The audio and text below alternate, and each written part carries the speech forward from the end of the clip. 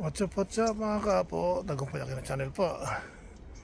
Ngayon po ay narito po tayo ulit sa likod bahay. At bibigyan ko lang po kayo ng update doon sa aking bayabas. At napakalalaki na po ng bunga. At gusto ko lang po i-share sa inyo kung gaano na po kalaki yung bunga ng mga bayabas. Nung pong nakaraang heatwave, nakasurvive po yung isang bayabas, pero yung mga bunga niya hindi na po nakalaki. At yun na lang po na maliit. At hindi na rin po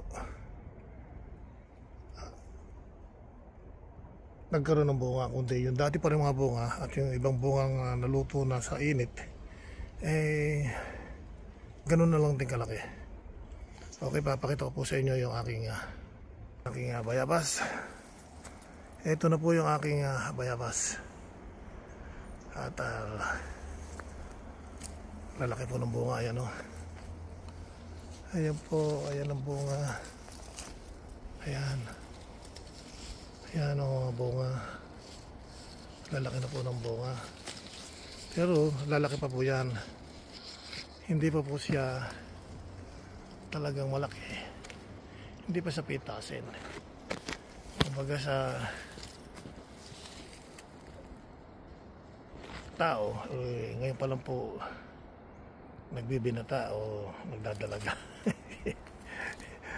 Dito pa rin po sa paso, hindi ko pa po naiyuhukay para ilipat dahil hindi ko po siya baka po ma-istorbo yung paglaki ng mga bunga. Ere, namumulaklak na naman po. Ayan o. Ayan, ere, bulaklak. Continuous po ang bunga, bulaklak. At ere po yung mga bulaklak o namumulaklak pa po. Ayan. Ayan. Lalaki po ng bunga. Ayan po yung mga bunga niya. Ere, medyo malaki-laki ng konti. Ayan, pero malaki po yan talaga. Ayan, nababansot na lang siguro dahil andito sa paso, pero lilipat ko po yan pag-ayari nitong malalaking bunga. Ayan po, lalaki o.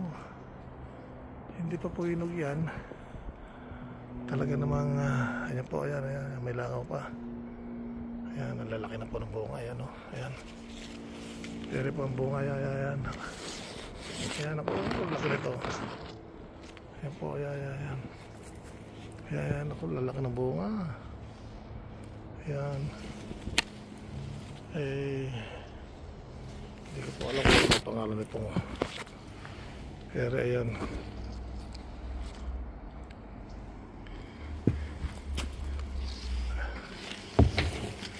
Ayan pa, marami po yan. Ayan. Ayan pa po. Ayan pa, laki. Ayan. Dito pa po hanggang ibaba yan. Ayan, hanggang ibaba. Ang laki.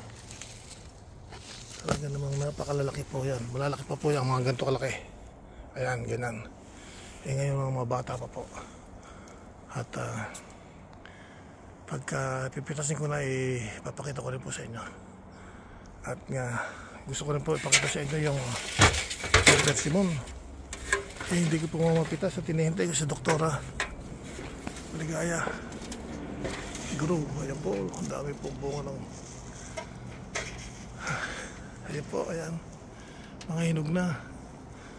Dami po bunga ng aking persimmon. Mga sobra na po ng hinog, nagkakalaglagan na. Sobrang hinog, inaantay ko po si Doktora Ligaya para mapitas na. Kaso hindi pa po dumarating. Pero pagka talagang naglalaglagan na ng gusto, pipitasin ko na rin po at dadala ko na lang siya. Dami pong bunga. Sobra talagang katamis po. Ayan, ito ang gusto ko, bayabas. May tipaklong po, ayan o. Ayan. Tipaklong. Iniihaw po namin yan noong araw. Eh, napakaamo. Gusto sumikat, ayan o. At ang ganda pa ng kanyang pagkakaposo. Eh, kung marami lang yan. Marami rito kung minsan. Summer, pagka summer eh, talagang naglalabasan sila. Ayan, ito po, lalaki. Ayan. Ito, na-attempt akong ulihin eh. At mailuto eh. Sarap po yan. Antay natin. Tipaklong. At talaga namang yummy yan. Oo. Pero ilibot ko nga rin kayo doon sa isa ko pang bayabas na nagpipilit mabuhay. Ayun po yung aking longgan. Ayun po yung longgan ko. Yan o. Kaliliit. Ayun. Kaliliit. Pero hindi po yan ang highlight. Ito po yung isang bayabas ko. Meron siyang bunga. Eh, ayan po. At ito pa yung isa. Ayan. Ito pa po yung isa. Ayan po ang nangyari doon sa pagkaraan ng heatwave. Ayan na po, hindi na po nakalaki. Pero nagdadahon po siya ngayon. Tumutubo na po yung mga balay, mga bago niyang dahon. Ayan.